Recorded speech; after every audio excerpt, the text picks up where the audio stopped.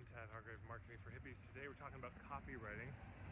A simple tip to make your sales copy read much smoother. So one of my clients, in my mentorship program, this was a couple of years ago, she made nighties. Her website is beautyandvirtue.com. Now she sells these nighties for $600 or maybe more now, and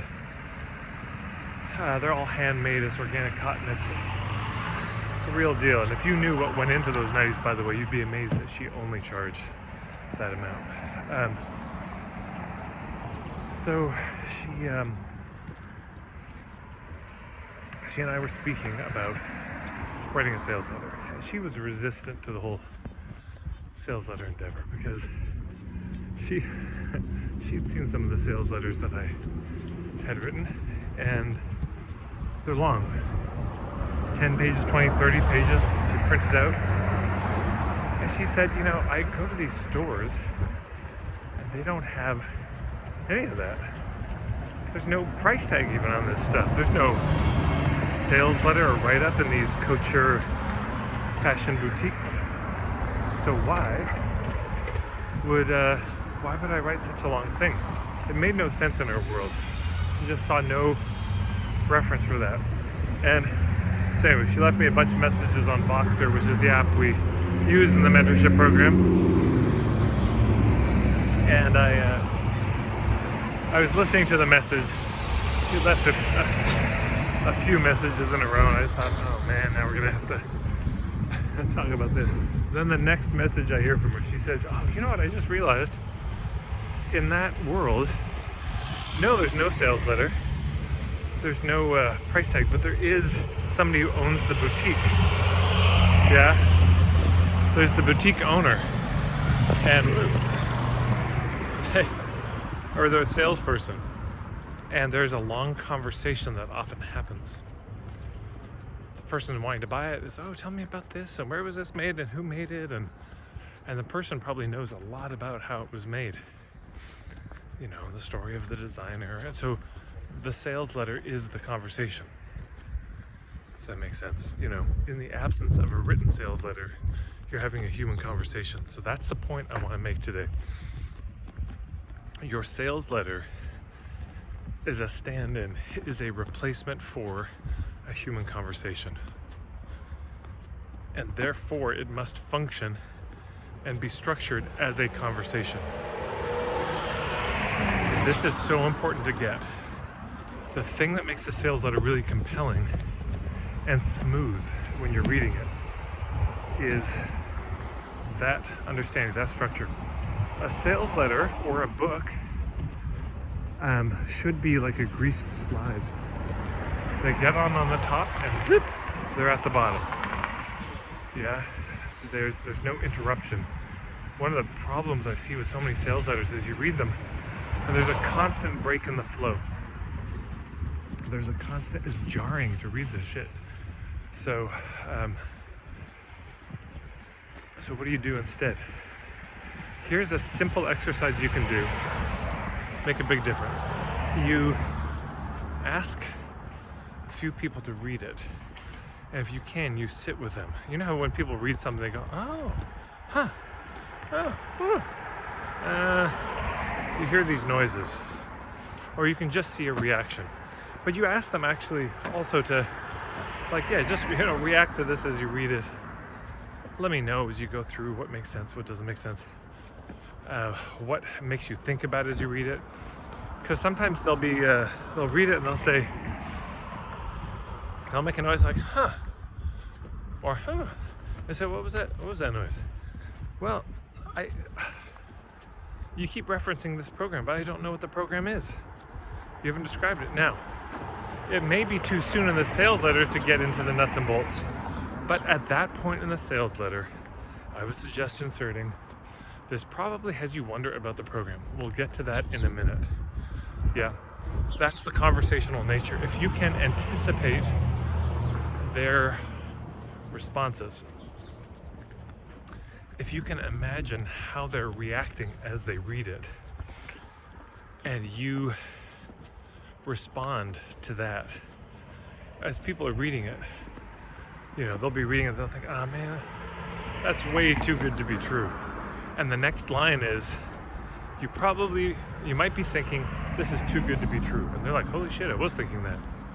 Or, that was disproven years ago. You're probably thinking, yeah? So that's the frame, that you're probably thinking frame. I just named that right now. You're welcome. So look at all the parts. Now you can do this yourself, but really it's helpful to have other people read it. And what are you thinking? Or as you read through it, if you can, it's very difficult to do. Can you put yourself in the mindset of somebody who doesn't know everything you know? A complete noob. Can you do that and then just ask yourself, what would I be thinking? How would I honestly be reacting? And it's probably good to be a bit cynical about this, yeah? Just be a little bit skeptical, mistrusting. You don't believe the hype as you read it. Even your own hype, especially your own hype. You just think, what would they think? How would they honestly react to this? What does this sound like to an average person or to my ideal client? How would this land? And then you respond to it directly in the sales letter. Yeah, again, they're reading and they think, who the hell is this person to lead this program? You're probably wondering who I am and what qualifies me to teach this. Boom. That's what gives it the rhythm. That's what gives it the flow. Conversations have a flow, have this natural back and forth. Sales letters should not be monologues. They should be dialogues. That's the art of copywriting. How do you make it a dialogue when there's only one person speaking? Yeah, you've got to have some capacity to imagine and to understand how they might be reacting. It's if you could imagine, you were reading something and somebody couldn't speak, but you could just see their reactions. You see their eyebrow raised. It's like, oh, you seem to have a question. You know what? I bet you're wondering about this. Boom. That's what draws people in, because otherwise, where's the credibility? Where's the relevance? Where's the trustworthiness?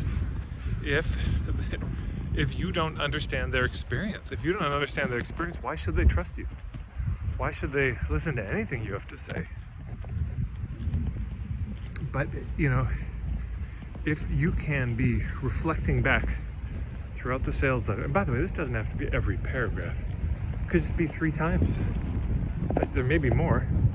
But if you can be reflecting that back ongoingly, their experience, as you can imagine, is like, wow, they get it. They seem reasonable. They're not unaware of how crazy this sounds. One of the most credibility building things we can do is acknowledge when we sound crazy. In one of my day-long workshop, I say, I'm about to say something, I'm about to write something down, and it's going to seem super unimpressive. Yeah, you're going to be underwhelmed. And I'm trying to articulate the three types of clients. And I write down yes, maybe, no, and if they laugh. But the laughter is telling. The laughter is recognition. The laughter is them saying, you're right, that's super unimpressive. I say, okay, now I try to impress you with it. And I spend the next 15, 20 minutes explaining why those words matter and why it's not quite as simple as they think. In improv comedy, which I did for years, it's windy. One of the funniest things that can happen on stage is somebody does something not funny and catches themselves. They say something and they like, that wasn't funny. And then the audience laughs because they think, that's true. It's true, that really wasn't funny. Or somebody's like, God, I'm bombing right now. That self-awareness is immensely trustworthy. And we don't laugh at people we don't trust. Isn't that interesting? If you don't trust somebody, you won't laugh at their jokes. So in a sales letter, they're not going to really open themselves and consider if they don't trust you. So Yeah, there you go. Whew, longer video than I thought, 10 minutes. Okay. So you're probably thinking that's the frame to consider as you're going through your sales letter. Yeah, you're probably thinking, how can I support Tad Hargrave for all this fucking amazing free content he gives? Well, a lot of you are already doing it. You subscribed here, hit the red button, the bell icon, notify you when I've got more videos coming up. My arm is exhausted. This is the labor I go to for you. Hold my arm up for 10 minutes. You can do that. Marketingforhippies.com is my website. I'm here on Facebook, of course. And if you share this video, I'm so grateful. That is probably one of the biggest ways you can help me get this stuff out here, is just sharing the video. Whew, okay, almost at the ocean. Gonna dive in. Keep well out there, everybody.